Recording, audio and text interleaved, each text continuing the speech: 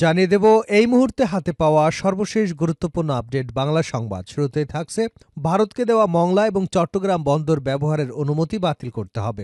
গণ অধিকার পরিষদের উচ্চতর পরিষদ সদস্য এবং গণমাধ্যম সমন্বয়ক আবু হানিফ বলেছেন, আওয়ামী লীগ গত 15 বছর ভারতকে যে সুবিধা দিয়ে আসছে তা আর কোনো দেশ দেয় না। 2023 সালে আওয়ামী লীগ সরকার ভারতকে মংলা এবং চট্টগ্রাম বন্দর ব্যবহার করবার অনুমতি দেয়। বর্তমান সরকারকে বন্দর ব্যবহারের চুক্তি বাতিল করতে হবে।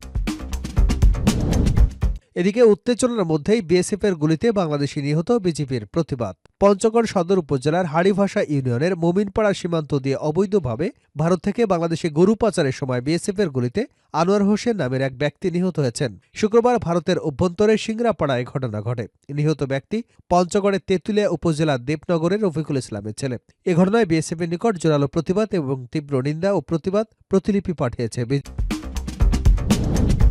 এবারে জানাবো ভারতের অপতথ্য প্রচারে বাংলাদেশের ক্ষতি নেই, উপদেষ্টা সাখাওয়াত। ভারতের অপতথ্য প্রচারে বাংলাদেশের কোনো ক্ষতি হবে না বলে মন্তব্য করেছেন নৌপরিবহন এবং শ্রম কর্মসংস্থান উপদেষ্টা brigadier general M Sakhawat Hossain. দুপুরে Jessore Benapole cargo yard immigration পরিদর্শন শেষে কথা বলেন তিনি আরও বলেন, ভারতের অপতথ্য প্রচারে আমাদের কোনো ক্ষতি নেই, আমাদের এখানে চিকিৎসা, বাজার সবই আছে। জানাবো আওয়ামী লীগ হিন্দুদের উপর হামলা করে সে ছবি পশ্চিমা বিশ্বে বিক্রি করতে চায়, এমন মন্তব্য করেছেন গণসংহতি আন্দোলনের প্রধান সমন্বয়কারী জুনায়েদ সাকিব। তিনি বলেন, স্বৈরাচারের দোসরদের শক্তি খুব একটা বেশি নয়, ভারতের শক্তিতে শক্তিশালী হয়ে এখন তারা ষড়যন্ত্র করছে, তবে এ ষড়যন্ত্র আমাদের মোকাবেলা করতে হবে। এবারে থাকছে ভারত আওয়ামী লীগকে বন্ধু বানাতে গিয়ে বাংলাদেশকে শত্রু বানিয়েছে। বিএনপির স্থায়ী কমিটির সদস্য মেজর অবসরপ্রাপ্ত হাফিজউদ্দিন আহমেদ বলেছেন, ভারত সরকারের বড় ভুল হলো তারা আওয়ামী লীগকে বন্ধু বানাতে গিয়ে বাংলাদেশের মানুষকে শত্রু বানিয়ে ফেলেছে। তারা জনগণের সাথে বন্ধুত্ব চায় না, আওয়ামী লীগের সাথে বন্ধুত্ব করেছে। এবং সর্বশেষ জানাবো আন্তর্জাতিক সংবাদ। ভারতকে টার্গেট করেছে যুক্তরাষ্ট্র, অভিযোগ বিজেপির। মার্কিন স্টেট ডিপার্টমেন্ট ভারতকে টার্গেট করেছে বলে অভিযোগ করেছে ভারতের কেন্দ্রীয় ক্ষমতাসীন দল ভারতীয় জনতা পার্টি। শুক্রবার রয়টার্সের এক প্রতিবেদনে এ তথ্য জানানো হয়েছে। প্রতিবেদনে বলা হয়, ভারতের প্রধানমন্ত্রী নরেন্দ্র মোদীর বিজেপি অভিযোগ করেছে মার্কিন স্টেট ডিপার্টমেন্ট তদন্তকারী সাংবাদিক এবং ভারতের বিরোধী দলীয় নেতা রাহুল গান্ধীর সাথে মিলে ভারতকে অস্থিতিশীল করবার চেষ্টা করছে। এতক্ষণ শিরোনাম শুনছিলেন, এবার বিস্তারিত। প্রিয় দর্শক, আপনি যদি এই চ্যানেলে নতুন হয়ে থাকেন, ভিডিওটি দেখতে দেখতে চ্যানেলটি সাবস্ক্রাইব করে আমাদের সঙ্গে থাকুন। আর এই ভিডিও সম্পর্কে আপনি আপনার মূল্যবান মতামতটি কমেন্ট বক্সে জানিয়ে দিন। আর হ্যাঁ প্রিয় দর্শক, জানিয়ে দিন ভিডিওটি কোথা থেকে দেখছেন। ভারতকে দেওয়া মংলা এবং চট্টগ্রাম বন্দর ব্যবহারের অনুমতি বাতিল করতে হবে। গণ অধিকার পরিষদের উচ্চতর পরিষদ সদস্য গণমাধ্যম সমন্বয়ক আবু হানিফ বলেছেন, আওয়ামী লীগ গত 15 বছর ভারতকে যে সুবিধা দিয়ে আসছে তা আর কোনো দেশ দেয় না। 2023 সালে আওয়ামী লীগ সরকার ভারতকে মংলা এবং চট্টগ্রাম বন্দর ব্যবহার করবার অনুমতি দেয়। বর্তমান সরকারকে বন্দর ব্যবহারের চুক্তি বাতিল করতে হবে।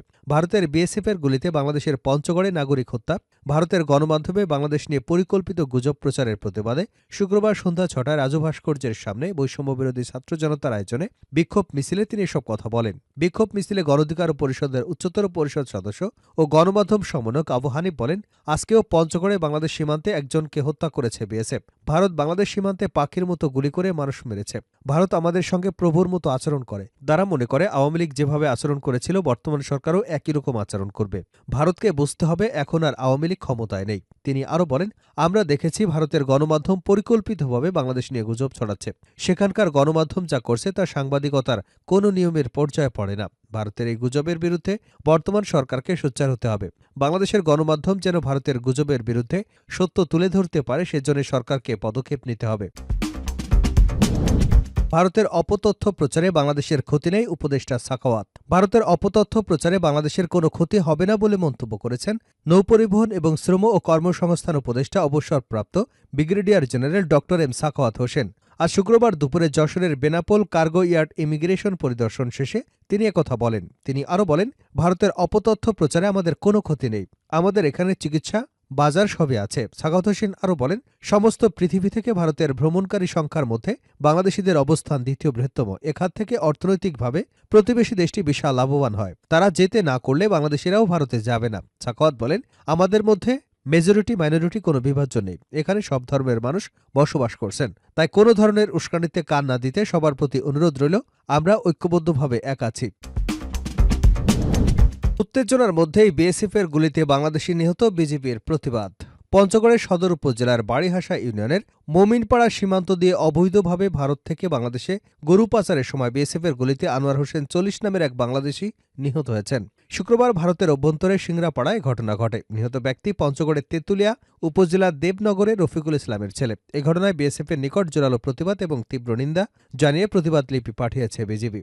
একই সঙ্গে বিজিবি বিএসএফ ব্যাটালিয়ন কমান্ডার পর্যায়ে পতাকা বৈঠক এবং আইনগত প্রক্রিয়া অনুসরণ করে নিহতের লাশ ফেরত এনে পরিবারের কাছে হস্তান্তরের কার্যক্রম প্রক্রিয়াধীন রয়েছে। সংবাদ বিজ্ঞপ্তিতে এ তথ্য জানিয়েছে ঠাকুরগাঁও সেক্টর সদর দপ্তরের সেক্টর কমান্ডার কর্নেল মোহাম্মদ তৌহিদ রহমান। আওয়ামী লীগ হিন্দুদের উপর হামলা করে সেই ছবি পশ্চিমা বিশ্বে বিক্রি করতে চায়। আওয়ামী লীগ হিন্দুদের উপর হামলা করে সে ছবি পশ্চিমা বিশ্বে বিক্রি করতে চায় বলে মন্তব্য করেছেন গণসংহতি আন্দোলনের প্রধান সমন্বয়কারী জুনায়েদ সাকিব। তিনি বলেন, স্বৈরাচারের দোসরদের শক্তি খুব একটা বেশি না। ভারতের শক্তিতে শক্তিশালী হয়ে এখন তারা ষড়যন্ত্র করছে। তবে এই ষড়যন্ত্র আমাদের মোকাবেলা করতে হবে। শুক্রবার বিকেলে গাজীপুরের চন্দনা চৌরাস্তায় গণসংহতি আন্দোলনের আয়োজনে গণসংলাপ অনুষ্ঠানের প্রধান অতিথির বক্তব্যে তিনি এসব কথা বলেন। জুনায়েদ সাকিব বলেন, ভারতের মিডিয়া এখন বাংলাদেশের বিরুদ্ধে অপপ্রচারে লেগে গেছে, আর পশ্চিমাদের বোঝাতে চাইছে এখানে কোনো সংখ্যালঘু ধর্মীয় সম্প্রদায়ের মানুষ নিরাপদে নেই। এই ষড়যন্ত্র মোকাবেলা করতে আমাদের জনগণকে ঐক্যবদ্ধ হতে হবে। তিনি বলেন, মুসলমানদের সংখ্যা বেশি, কাজেই তাদের দায়িত্বও বেশি। সকল ধর্মের মানুষকে ঐক্যবদ্ধ রাখতে হবে, তাদের কেউ যেন বঞ্চনার শিকার না হয়। বাংলাদেশে যদি একজন হিন্দু, বৌদ্ধ, খ্রিস্টান কোনোভাবে অপমানিত হয়, আক্রান্ত হয়, তাহলে এটা মুসলমানদের জন্য মোটেও গর্বের ব্যাপার নয়। কাজে আমাদেরকে ঐক্যবদ্ধ থাকতে হবে। তিনি আরও বলেন, স্বৈরাচারের দোসরা ক্ষমতায় ফেরার স্বপ্নেও বাস্তবায়ন করতে চায়। আমরা তাদের স্পষ্টভাবে বলি, এদেশের ছাত্র জনতাকে খুন করে পালিয়ে গিয়ে হাসিনা দেশের বিরুদ্ধে ষড়যন্ত্র করছে। আপনাদের দেশের মাটিতে জায়গা হবে না। শেষ করছে আন্তর্জাতিক সংবাদ দিয়ে। ভারতকে টার্গেট করেছে যুক্তরাষ্ট্র, অভিযোগ বিজেপির। মার্কিন স্টেট ডিপার্টমেন্ট ভারতকে টার্গেট করেছে বলে অভিযোগ করেছে ভারতের কেন্দ্রীয় ক্ষমতাসীন দল ভারতীয় জনতা পার্টি। শুক্রবার রয়টার্সের এক প্রতিবেদনে এ তথ্য জানানো হয়েছে। প্রতিবেদনে বলা হয়, ভারতের প্রধানমন্ত্রী নরেন্দ্র মোদীর বিজেপি অভিযোগ করেছে মার্কিন স্টেট ডিপার্টমেন্ট তদন্তকারী সাংবাদিক এবং ভারতের বিরোধী দলীয় নেতা রাহুল গান্ধীর সাথে মিলে ভারতকে অস্থিতিশীল করবার চেষ্টা করছে। প্রতিবেদনে আরও বলা হয়, বিজেপির এই অভিযোগটি আশ্চর্যের সৃষ্টি করেছে, কারণ নয়াদিল্লি এবং ওয়াশিংটন গত 2 দশকে একটি শক্তিশালী সম্পর্ক তৈরি করেছে। একই সাথে কিছু মতবিরোধের পরও এই দুই দেশ তাদের সম্পর্ককে আরও শক্তিশালী করবার প্রতিশ্রুতি দিয়েছে। বৃহস্পতিবার বিজেপি বলছে, গান্ধীর দল কংগ্রেস আদানি গ্রুপের পর এককভাবে ফোকাস করে এমন organised crime and corruption reporting প্রজেক্টের নিবন্ধগুলো ব্যবহার করেছে এবং মার্কিন সরকারের সাথে তাদের কথিত ঘনিষ্ঠ কাজকে লাগিয়ে মোদীকে দুর্বল করবার চেষ্টা করছে।